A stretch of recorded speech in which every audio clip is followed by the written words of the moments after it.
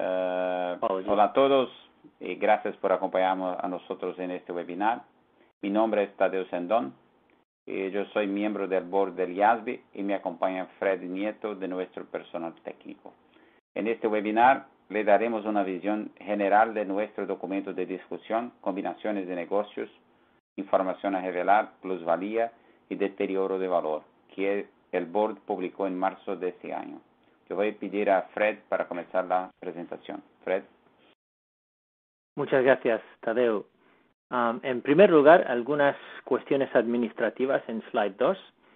Al igual que con todas nuestras presentaciones, cualquier opinión que expresemos hoy son nuestras propias opiniones y pueden no ser necesariamente compartidas por el board o por la Fundación IFRS. Pueden enviar preguntas durante el seminario web e intentaremos responder a tantas de ellas como podamos al final de la presentación, que durará entre 25 y 30 minutos. También estamos planeando hacer otros seminarios web más adelante que se centran en temas específicos del documento de discusión. Por lo tanto, para empezar, en el slide 3 se proporciona una visión general de nuestro proyecto sobre Goodwill and Impairment, o plusvalía y deterioro de valor. El board comenzó esto después de un examen posterior a la aplicación de la NIF 3 y publicó el documento de discusión en marzo de este año. La fecha límite para presentar comentarios era originalmente a mediados de septiembre, pero el board ha retrasado el plazo hasta el 31 de diciembre de 2020 debido a la crisis de la COVID-19. El objetivo del proyecto es mejorar la información que las empresas proporcionan a los usuarios. A un costo razonable sobre los negocios que estas empresas compran, ayudando a los usuarios a imponer responsabilidad a la gerencia por las decisiones de adquisición. Y al board le gustaría escuchar de los stakeholders sobre qué tan útiles y factibles son las propuestas de información a revelar. También si tienen nuevas pruebas o argumentos sobre la mejor manera de contabilizar la plusvalía.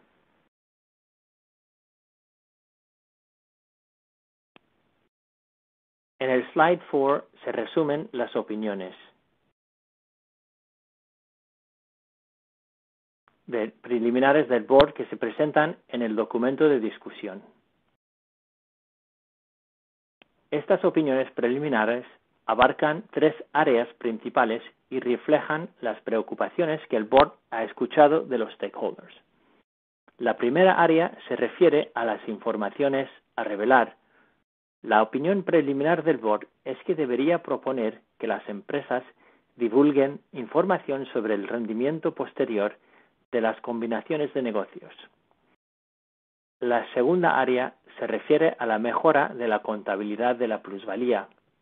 El board examinó si podría hacer la prueba de deterioro de valor más eficaz, pero su opinión preliminar es que no es factible mejorar la prueba significativamente a un costo razonable.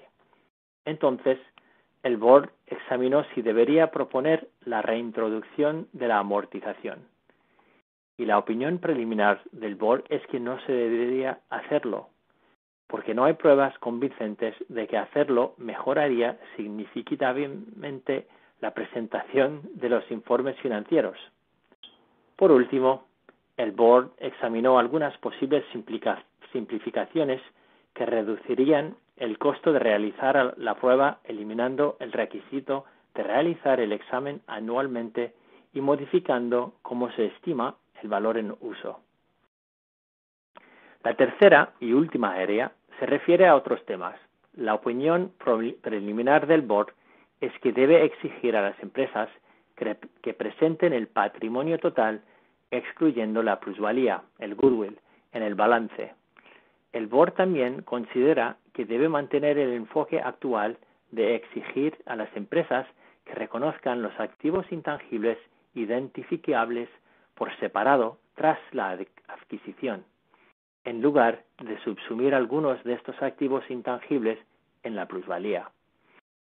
Tal vez vale la pena destacar aquí que los puntos de vista en el documento de discusión son preliminares.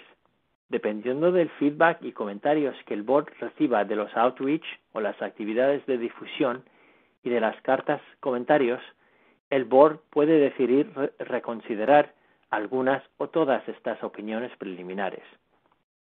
En los próximos slides veremos las opiniones preliminares con un poco más de detalle. Así que vamos a por ello con la slide 5. Uno de los mensajes clave que el board ha escuchado de los inversores es que las empresas generalmente no revelan información suficiente para permitir a los inversores evaluar qué tan bueno es el rendimiento posterior de una combinación de negocios. Los inversores quieren esta información para imponer responsabilidad a la gerencia por sus decisiones de adquirir esos negocios. La mayoría de los inversores nos dijeron que la información es necesaria con fines de gestión para ayudarles, por ejemplo, a determinar si pueden confiar en la gerencia con nuevas inversiones en el futuro. Las normas existentes no requieren específicamente que las empresas divulguen dicha información y, por lo tanto, cualquier información que se proporcione hoy en día se revela voluntariamente. El documento de discusión explora si se requiere que las empresas revelen información sobre el rendimiento posterior de las combinaciones de negocios. La opinión preliminar del board es que debe exigir a las empresas que revelen en el año de adquisición tres puntos. Primero, la justificación estratégica de la combinación de negocios. Esta justificación sería una declaración de alto nivel que vincula la combinación de negocios con la estrategia general de la entidad. Esta estrategia puede establecerse en otra parte del informe anual de la empresa, por ejemplo, en su comentario de la gerencia.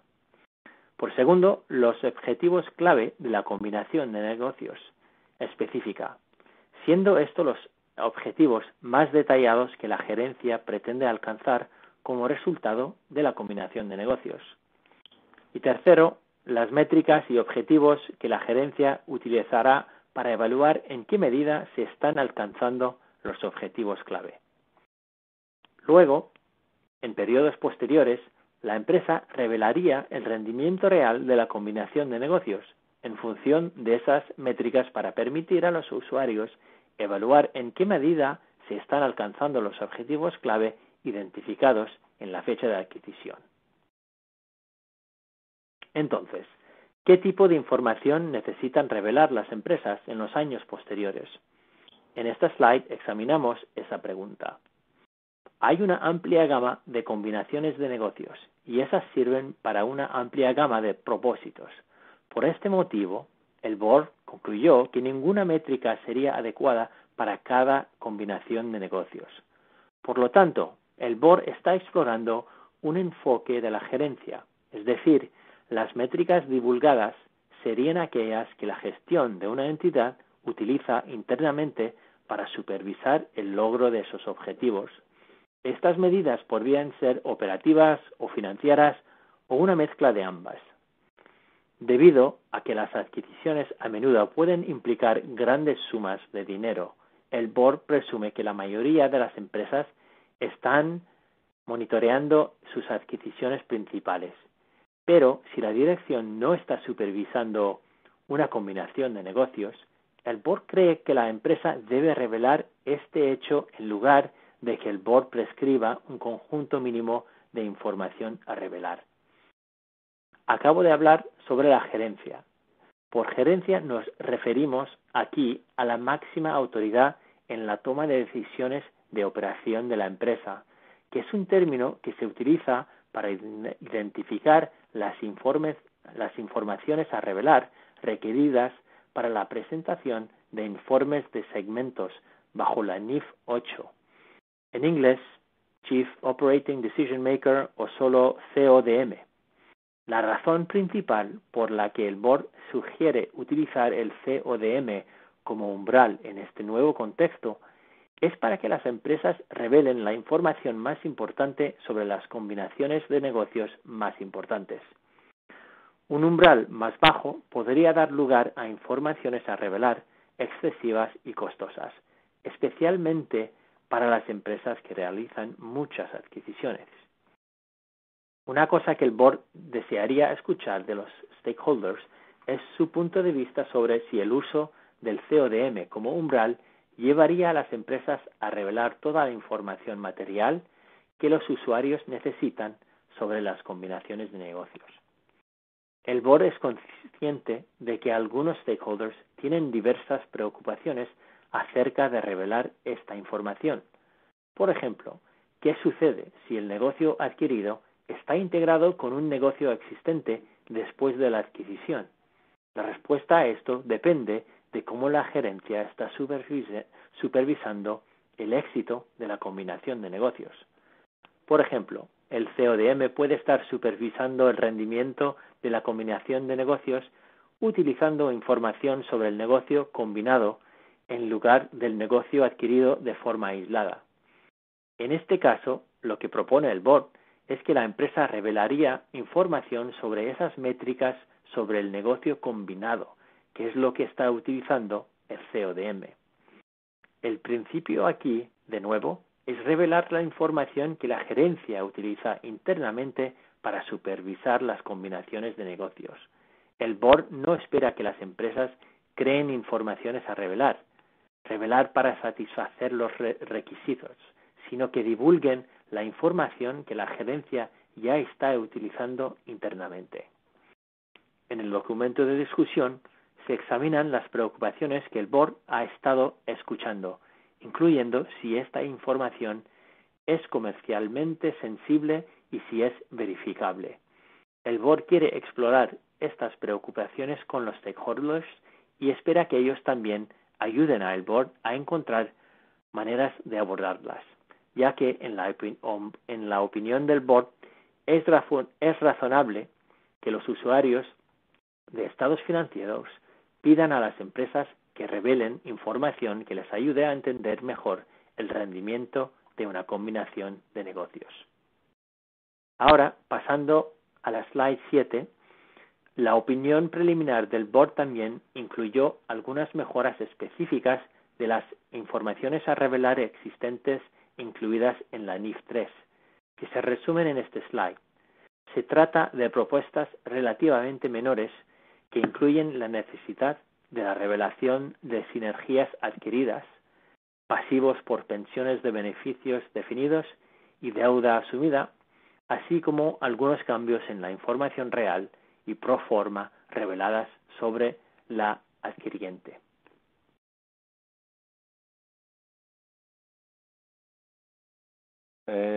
Bueno, contabilización de la plusvalía. En este slide discutiremos el otro tema principal en el documento de discusión, la posterior contabilidad de la plusvalía y cuáles son los problemas. Los stakeholders nos hablaron que dos problemas principales nosotros tenemos en esta área. El primer problema es que las pérdidas por deterioro de valor se reconocieron demasiado tarde.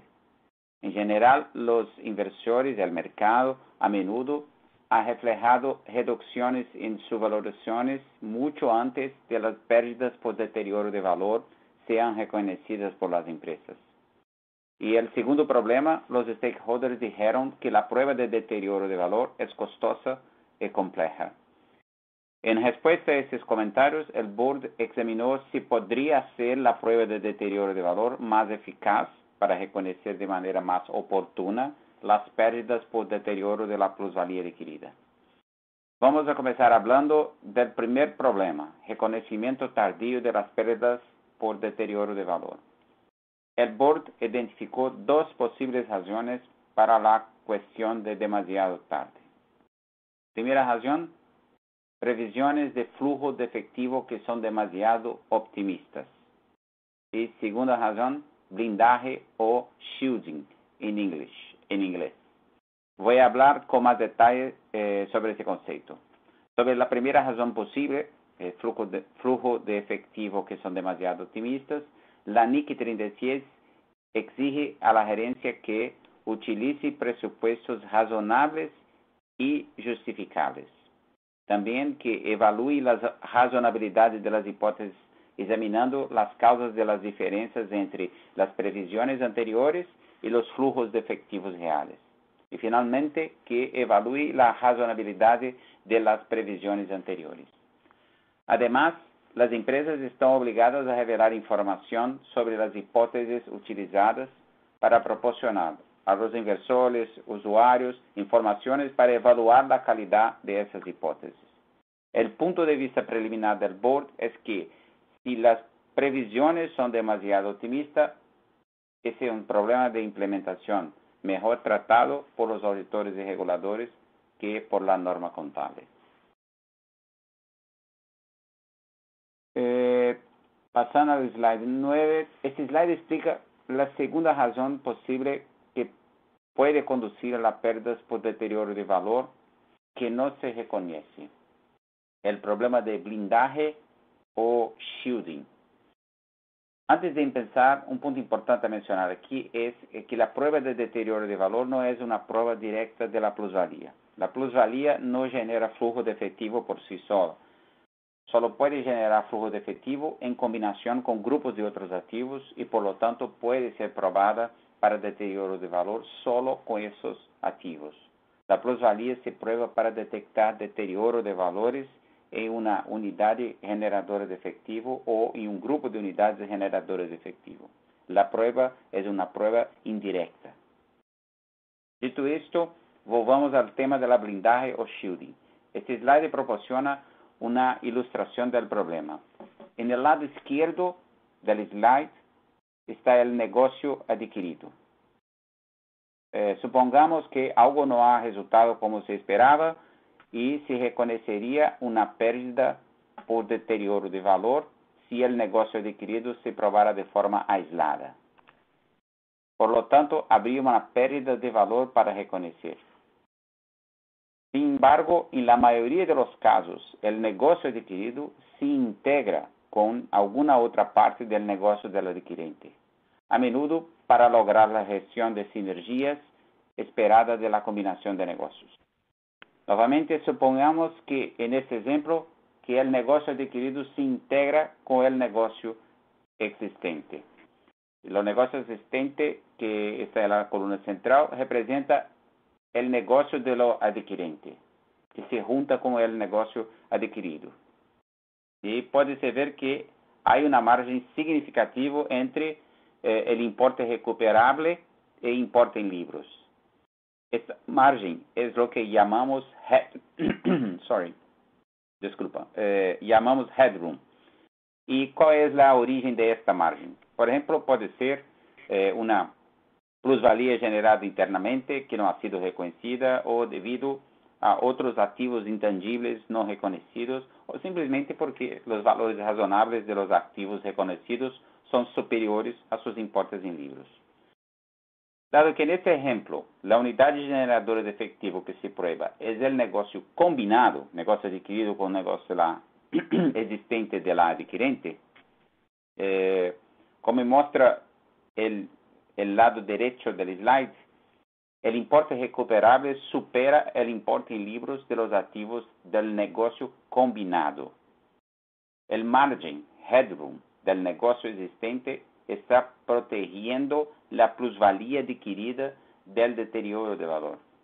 Por lo tanto, este simple ejemplo ilustra el problema de reconocer las pérdidas por deterioro demasiado tarde causadas, por ejemplo, por el potencial blindaje de la plusvalía.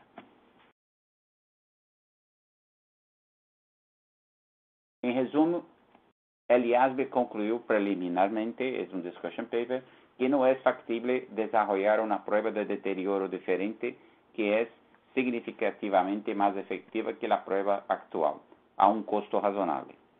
El IASB incluso exploró alternativas, por ejemplo, al aislar el margen del negocio existente para reducir el efecto de blindaje. Pero aún así, a medida que los negocios se combinan, una pérdida eventual tendría que asignarse a la plusvalía del negocio adquirido y al margen del negocio existente. Y por definición, se está a combinar los negocios, es que se considera que no es posible hacerlo individualmente. Por definición, cualquier asignación sería arbitraria, porque no es posible decir cuánto que de esta reducción, de esta pérdida, está relacionada con la plusvalía adquirida y cuánto de la pérdida está relacionada con el margen no reconocido del negocio existente. También es importante destacar que la prueba no siempre proporcionará un señal de que también está funcionando la combinación de negocio, pero esto no significa que la prueba haya fallado. La atención que se centra en el valor recuperable del teste, no en el rendimiento de la adquisición. Pero con las revelaciones propuestas sobre el rendimiento posterior que Freddy describió en la primera parte de este webinar y la prueba de deterioro, la combinación de estos dos procedimientos, se espera que tengamos un mejor conjunto de información para el mercado. Bueno, siempre que hay una emisión de una norma, tenemos que, de 2 o 3 años después, hacer la revisión posterior a la implementación. Entonces, todas estas discusiones que nosotros tenemos acá, en este discussion paper, está relacionado con la revisión posterior a la implementación de la NIF 3. Y en esta revisión, muchos stakeholders dijeron que el board debería reconsiderar la amortización de la plusvalía. Por lo tanto, el board exploró si debía reintroducir a la amortización. Acá en este slide enumero algunos de los argumentos para la amortización y algunos de los argumentos para mantener lo que tenemos hoy, que es lo deterioro de valor solo, que es los testes de impairment que he hecho anualmente. El documento de discusión contiene un debate más completo sobre los argumentos para ambos los enfoques. Mantener el enfoque de impairment only o hacer la amortización de la plusvalía. Antes de hablar sobre los argumentos, un punto de aclaración. Cuando estamos hablando de la reintroducción de la amortización, yo gustaría que usted también considerase en conjunto la prueba de deterioro de valor. Nosotros pensamos que es muy importante que los dos temas se caminen juntos. Entonces, hablamos sobre si reintroduce la amortización, pero también debería pensar qué hacer con los test de la prueba de deterioro. Bueno, hablando de los argumentos de los stakeholders, a favor de la amortización, que dice que la prueba de deterioro de valor no es tan rigurosa como el board esperaba y no proporciona tanta información como se esperaba. Debido al blindaje, los importes en libro de la plusvalía pueden estar subestimados, como vimos en el ejemplo, algunos slides. Un gasto de amortización en la cuenta de resultado impondría responsabilidad a la gerencia, reportando a las empresas como rentables solo se genera un suficiente beneficio para cubrir este gasto de amortización. Y también algunos sostienen que la plusvalía es un activo agotable, de vida limitada. Entonces, debería ter la amortización. Y finalmente, la amortización elimina la presión de la prueba de deterioro y, en última instancia, reduce el costo de realizar la prueba. Por otra parte, los stakeholders a favor del enfoque de deterioro de valor solo sostienen que la prueba de deterioro de valor proporciona información más útil, aunque a menudo es solo confirmatorio. También argumentan que la prueba de deterioro de valor está funcionando según lo esperado y que el board era consciente del blindaje, pero concluyó que entonces que la prueba era rigurosa. También la plusvalía no es un activo agotable con una vida finita determinable. La verdad, las empresas adquieren negocios con la expectativa de que la plusvalía adquirida se mantenga indefinidamente.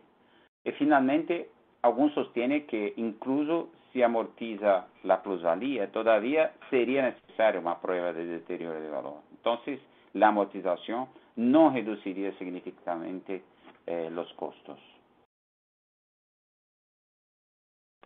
son argumentos muy buenos para ambos los lados. Por eso que la opinión preliminar del board es que debería mantener el enfoque de deterioro de valor, pero fuera por una mayoría limitada.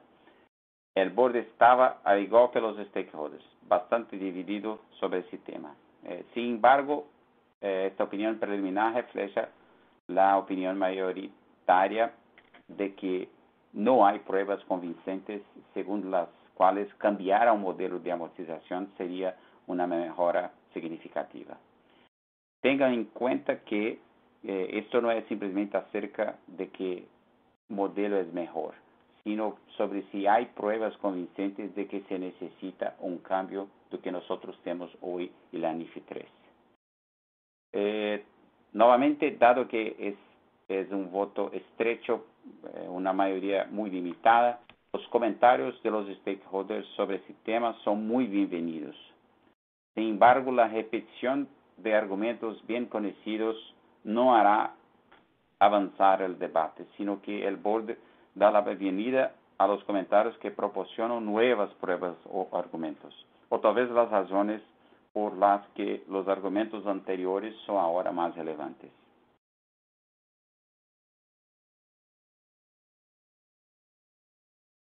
Simplificación de la prueba de deterioro de valor.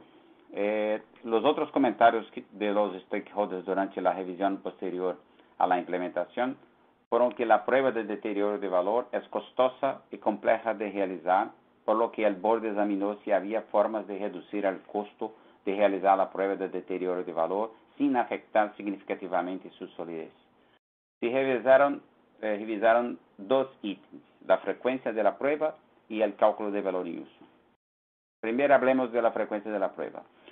Una de las razones dadas para el costo de la prueba por las empresas es el requisito de realizar la prueba anualmente, incluso cuando no hay indicios de deterioro de valor. La opinión preliminar del board es que debe eliminar el requisito de realizar una prueba cuantitativa anualmente. Sin embargo, las empresas todavía tendrían que evaluar en cada fecha de presentación de informes si hay una indicación de deterioro de valor. Si tal indicación existe, una empresa tendría que realizar la prueba cuantitativa.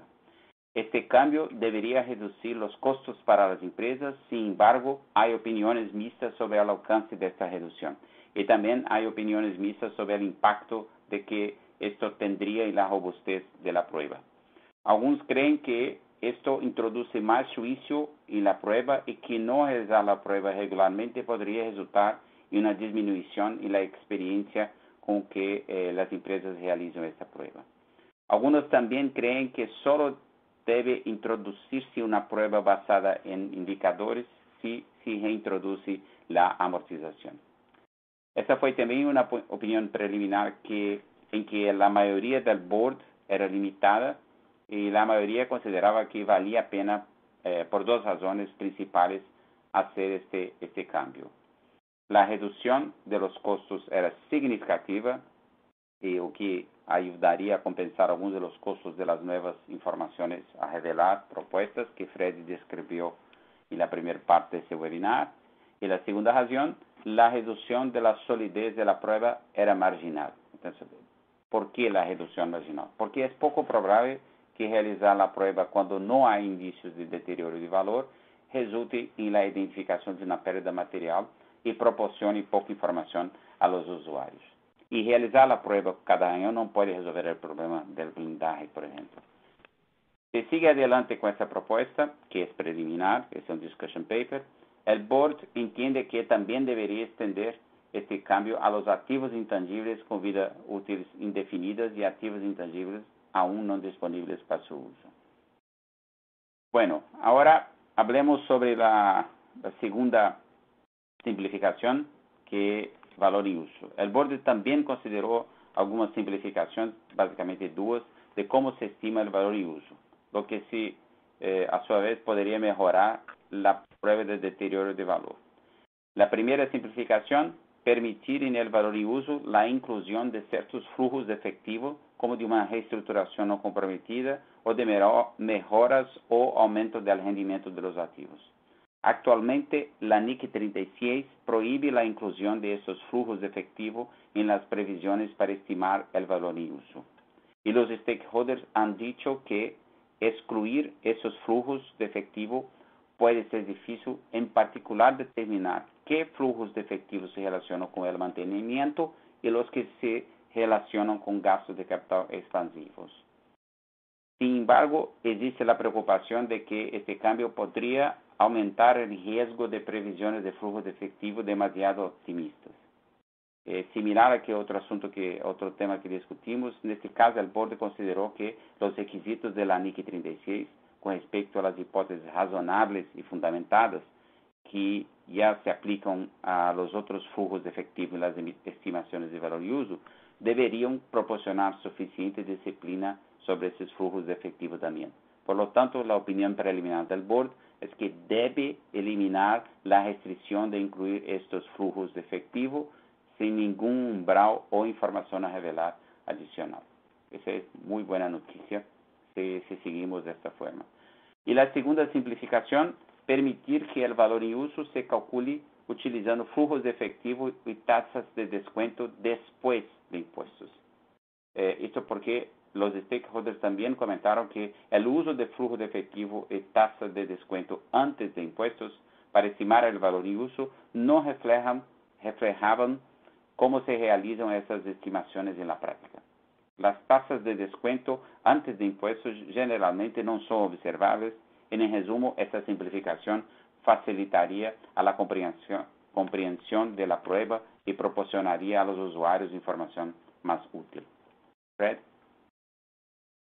Gracias, Tadeo. Antes de pasar a las preguntas, vamos a concluir con dos temas más que están incluidos en el documento de discusión. Primero es revelar cuál sería el valor del patrimonio neto de la compañía o el grupo reducido del valor de la plusvalía. La opinión preliminar del board es que las empresas deben presentar en el estado de situación financiera el importe del patrimonio total, excluyendo la plusvalía. Yo sé que en mi experiencia personal, cuando era analista, se calculaba esto con mucha frecuencia cuando estamos analizando un banco. Y en inglés el término que se utilizaba muchas veces era tangible book o tangible equity.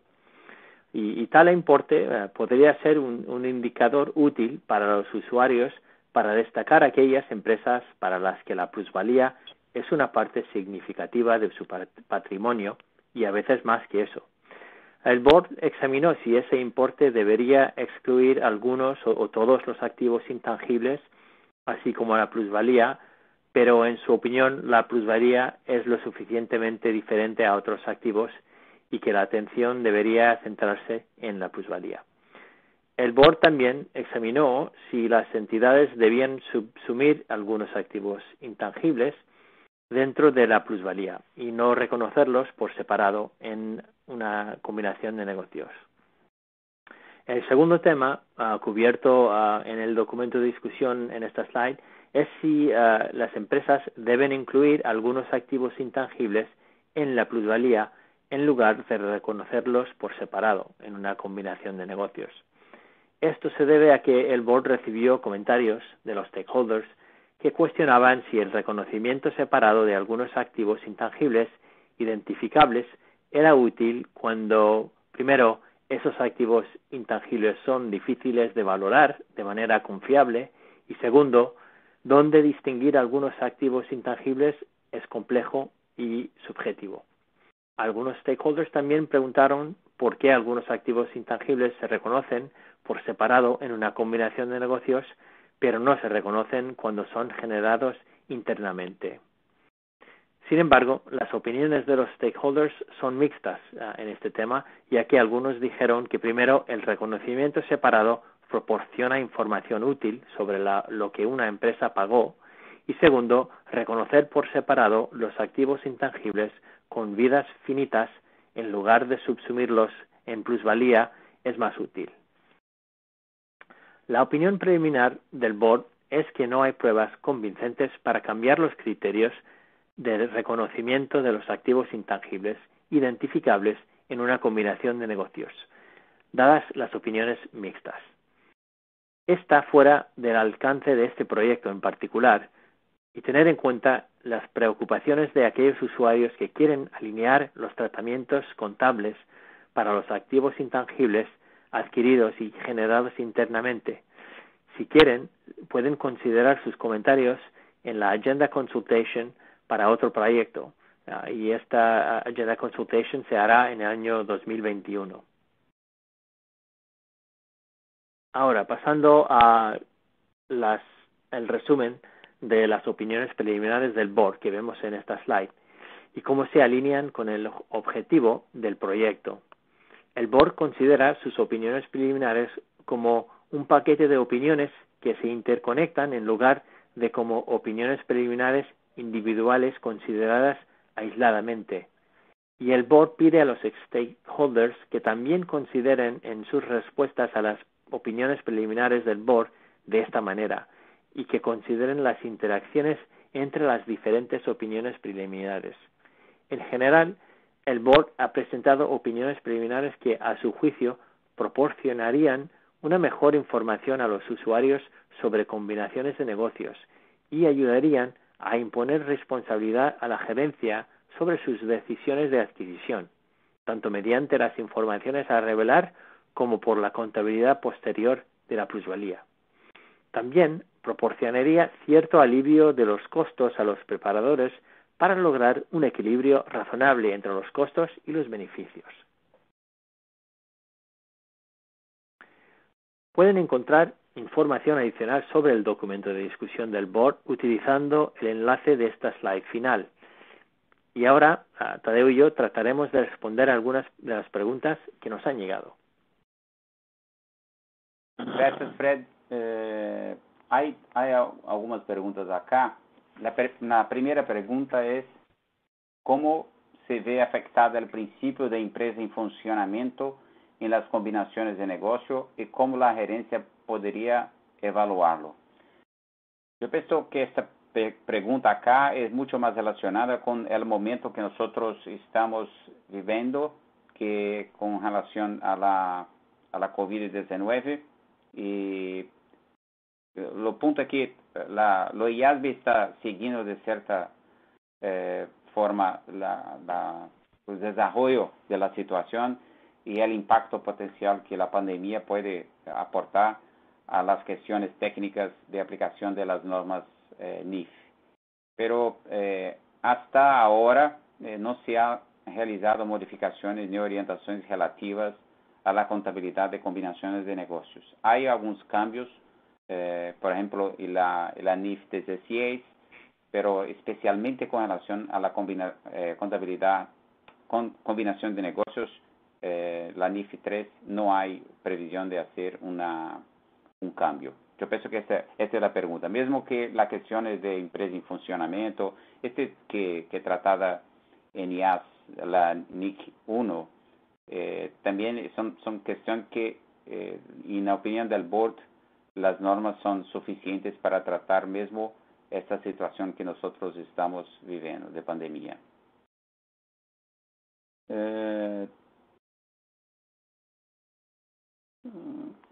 Hay otra pregunta acá. Si mantiene los métodos de reconocimiento para efecto de contabilizar la combinación de negocios.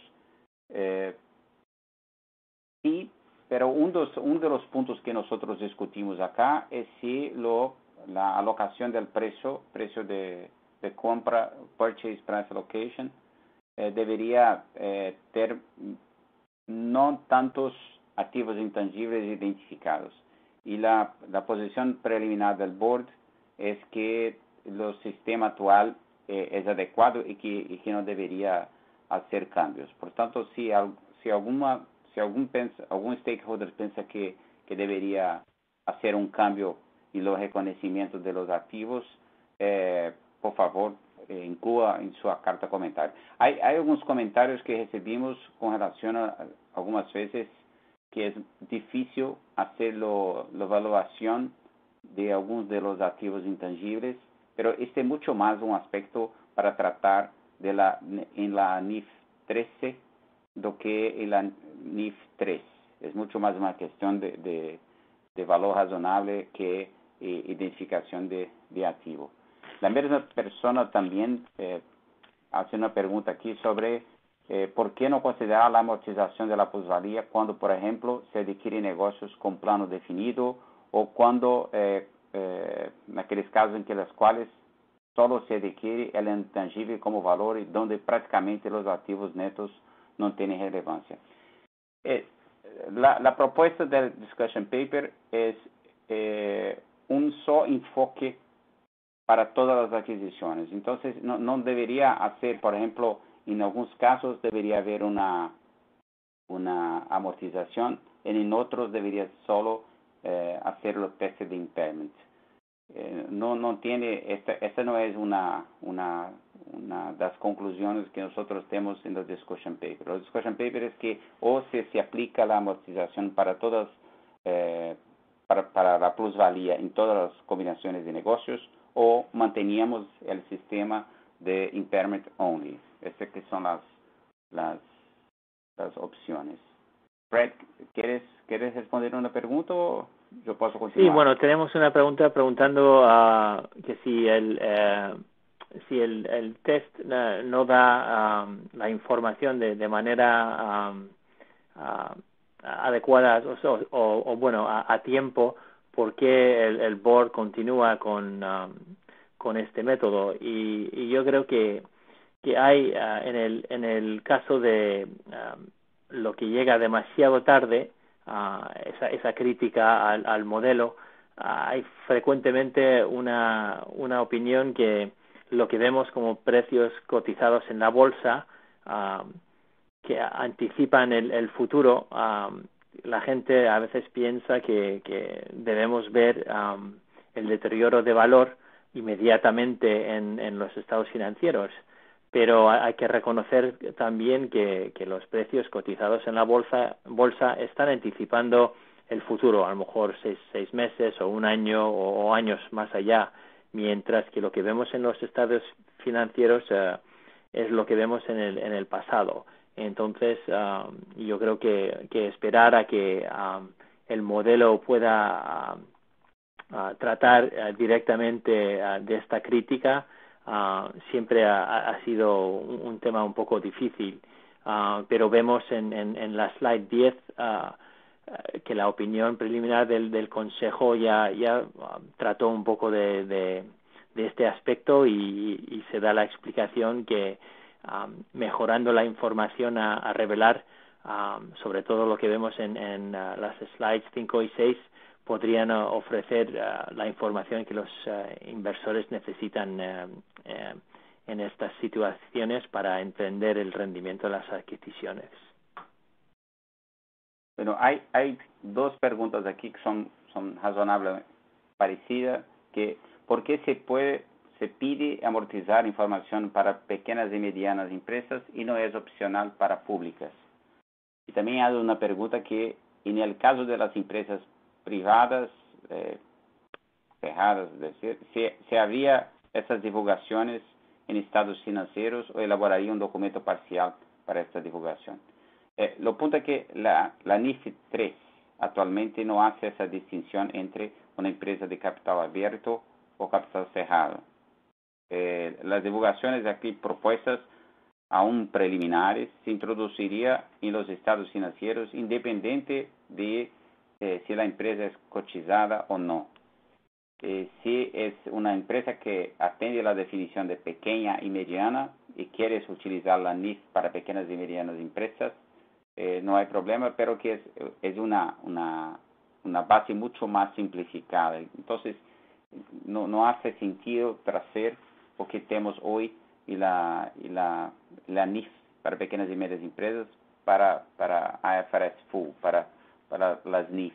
Entonces, esta opción no... Y siempre que nosotros tenemos una opción en las NIF, no final del día lo que tenemos es una falta de comparabilidad entre las empresas. Entonces, es mejor intentar esclarecer cuál es lo mejor enfoque y intentar aplicar lo mismo enfoque para todos los casos.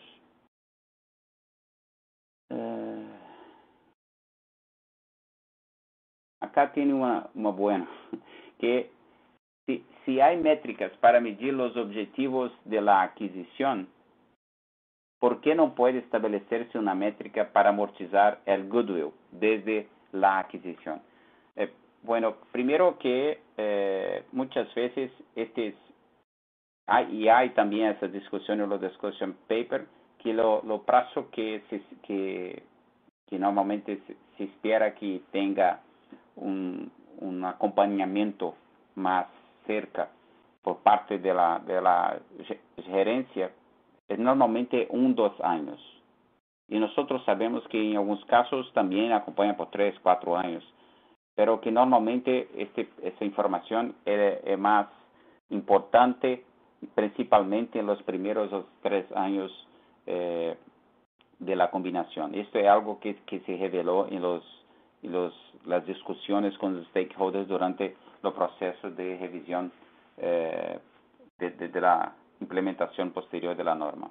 Entonces, lo punto es que los objetivos son un poco diferentes cuando se piensa que tiene que hacer una amortización por 10 años, 20 años. Entonces, esos objetivos son mucho más objetivos que se espera sean discutidos, explanados por la administración por 2, 3 años en los estados financieros. Y después, si continúa acompañando la performance posterior, entonces tiene que hacer la revelación, pero que no se espera que haga esa revelación. Por lo menos yo pienso que no más que 5 años, cuanto más 10 años, 20 años. Por eso yo entiendo la pregunta, pero los objetivos son buenos para intentar esclarecer, y esa es una pregunta que sería bueno escuchar de ustedes también. Si cambiamos para un sistema de amortización nuevamente, ¿cuál sería la manera de definir los plazos de amortización? Esta también es una cuestión que tenemos que discutir, pero solo si concluimos que tenemos que cambiar o reintroducir la amortización. Y nuevamente es importante que nosotros recibamos comentarios y argumentos que sean suficientes para mostrar a nosotros que tiene que hacer un cambio, porque de otra forma, como dije, tiene la mayoría del board decidió por mantener el sistema de impairment only. Solo que son 14 miembros del board. Hasta septiembre, 5 de los miembros van a cambiar. Entonces yo no sé o que el nuevo board va a decidir sobre ese asunto, pero es importante para nosotros oír de todos los stakeholders que piensan sobre esta cuestión de amortizar y cuál sería un plazo adecuado, cuáles serían los principios para considerar para amortización. Y otro aspecto en ese tema, Tadeo, es que vuelve a lo que comentamos en la slide 6, que es que en las combinaciones hay una amplia gama de combinaciones y esas combinaciones de negocios pues sirven para una amplia gama de propósitos. Entonces, encontrar una métrica que sirve para todas las combinaciones de negocios sería muy difícil y yo creo por eso tenemos un modelo que está basado en el enfoque de la gerencia y entonces es preferible, desde el punto de vista del Consejo, explorar esta idea en la que las métricas divulgadas serían aquellas que la gestión de una entidad utiliza internamente. Y yo creo que con esa flexibilidad, pues si tienes una adquisición que se está manejando de forma aislada, pues si hay métricas que sigue el CODM, pues esas métricas se pueden divulgar. Pero si la adquisición está más o menos integrada dentro de 12 meses después de completar esta adquisición, pero hay métricas que son de la unidad combinada del segmento dentro de la entidad, pues por lo menos esa información sobre esa combinación se podría exigir como revelación para los inversores. Entonces yo creo que hay que reconocer que las adquisiciones son muy variadas y yo creo que lo que propone el Consejo tiene un buen nivel de flexibilidad para tratar con lo que son transacciones muy complicadas. Bueno, acá también una pregunta. ¿Lo que finalmente se decida será prospectivo o retrospectivo? La verdad es una regla de transición y los discussion paper no discutió la regla de transición. Se discutirá una vez que el board tenga decidido la dirección del proyecto. Entonces, por ejemplo, si no vas a hacer un cambio para reintroducir la amortización, no tiene por qué tratar de la cuestión de transición, pero que se reintroduce la amortización, entonces, en este caso, tenemos que redeliberar sobre cuál sería la regla de transición. Pero el discussion paper no tiene una referencia si debería ser el ajuste prospectivo o retrospectivo. Acá también hay un comentario, es mucho más un comentario que una pregunta. Si elige entonces la evaluación global de la plusvalía del negocio adquirido conjuntamente con el negocio adquirente. Depende mucho, en algunos casos no hay necesariamente una sinergia identificada. Normalmente el concepto de combinar negocios es porque hay una sinergia, pero que no es esperado siempre tener. Entonces, en algunos casos, lo negocio adquirido no es combinado con algún negocio de lo adquirente. Entonces, depende mucho de la situación de la combinación. Otra interesante veo es alguien que considera prudente evaluar el sistema de amortización en algunos casos, especialmente tomando en cuenta los modelos de negocios. Y yo diría que con mi experiencia en hablar con los usuarios, que si hay algo que los usuarios encontrarían muy frustrante es si la NIF da la opción a las empresas en elegir si utilizarían la amortización o el deterioro de valor, porque entonces lo que tendrías sería diferentes modos de contabilizar la plusvalía. Y yo creo que para los usuarios que quieren comparar los resultados de una empresa a otra, eso sería un resultado muy difícil en términos de comparar resultados de una compañía a la otra. Yo creo que se encontrarían bastante frustrados por esa forma de contabilizar. Acá hay también una pregunta, la verdad está en inglés, yo voy a traducir por portuñol. Si un test de deterioro no está hoy dando una información tempestiva, que es una característica cualitativa también de la información financiera, porque el IASB está manteniendo esto. Lo punto es que lo nombre de este proyecto, que es Goodwill and Impairment, na verdad es mucho más que eso. Tal vez la parte más importante de toda esta discusión que nosotros estamos teniendo acá es la que Fred presentó, que es mucho más sobre la mejora y las revelaciones, porque de esta manera, esta es una manera de hacer con que los inversores tengan un acompañamiento sobre la performance, los rendimientos posterior de la adquisición. Entonces, no es por nada que los board también está dividido, porque es muy difícil decidir cuál es el mejor enfoque.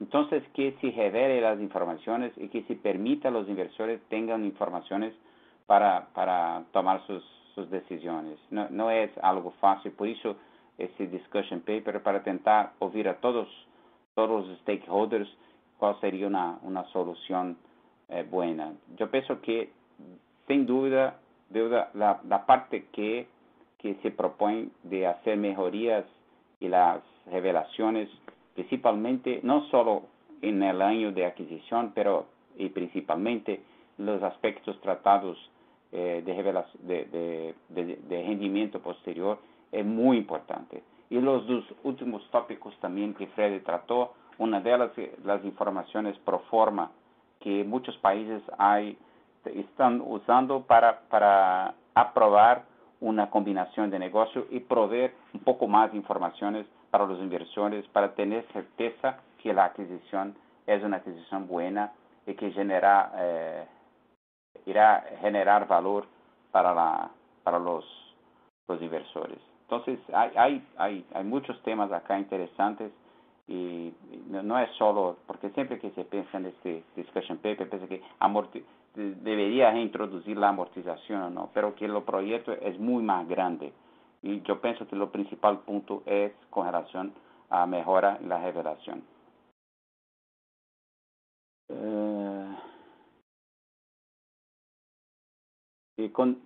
Existe predicciones para los próximos pasos. Emisión de borrador. ¿Cuánto tiempo para emisión? Yo pienso, para emisión de la norma. Este es un discussion paper.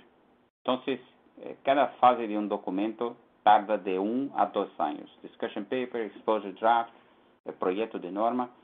Dado que este documento sigue siendo un documento para discusión, y nosotros tenemos hasta 31 de diciembre para recibir los comentarios, entonces comienzan las deliberaciones en 2021, y si todo va como se piensa, algo en mediados de 2022, tengamos un exposure draft, que también está abierto para comentarios, con una perspectiva más optimista, algo en torno de 2023, podríamos ver los cambios finales para la NIF 3, que entraría en vigor 2025 o 2026, depende de cuándo se finaliza. Entonces, algo en torno de 4 años para finalizar este proyecto. Yo pienso que... hay más preguntas aquí. Va a ser que no...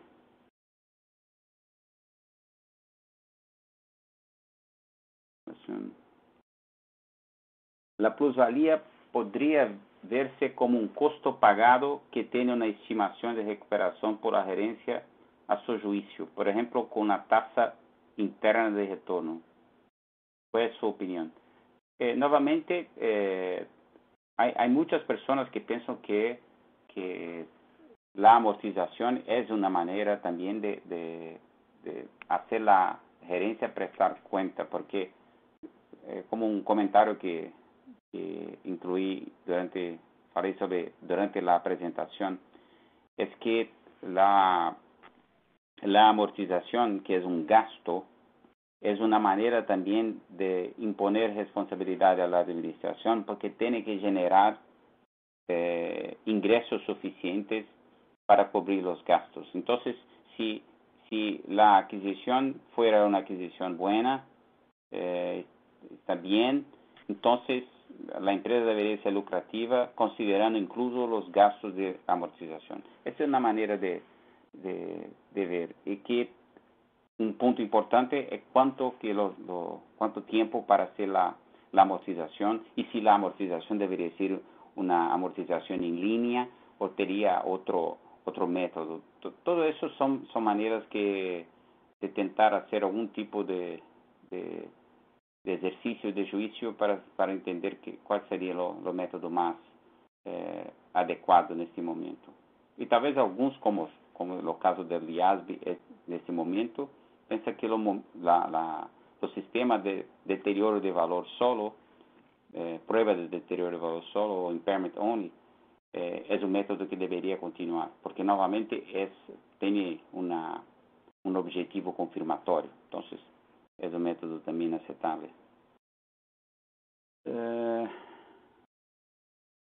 Bueno, hay algunos otros comentarios acá, no necesariamente preguntas, pero que yo pienso que yo cubrí casi todos. Freddy, ¿quieres hacer más un comentario o cerramos acá? No, yo creo que podemos cerrar acá. es muy agradable ver tanta participación en este webinar de hoy y hemos recibido muchas preguntas y nos entusiasma tener este interés en el webinar en español que hemos hecho y bueno, deseando hacer otros webinars en español más tarde este año. Sí. Bueno, gracias y hasta el otro webinar. Gracias. Muchas gracias y a la próxima.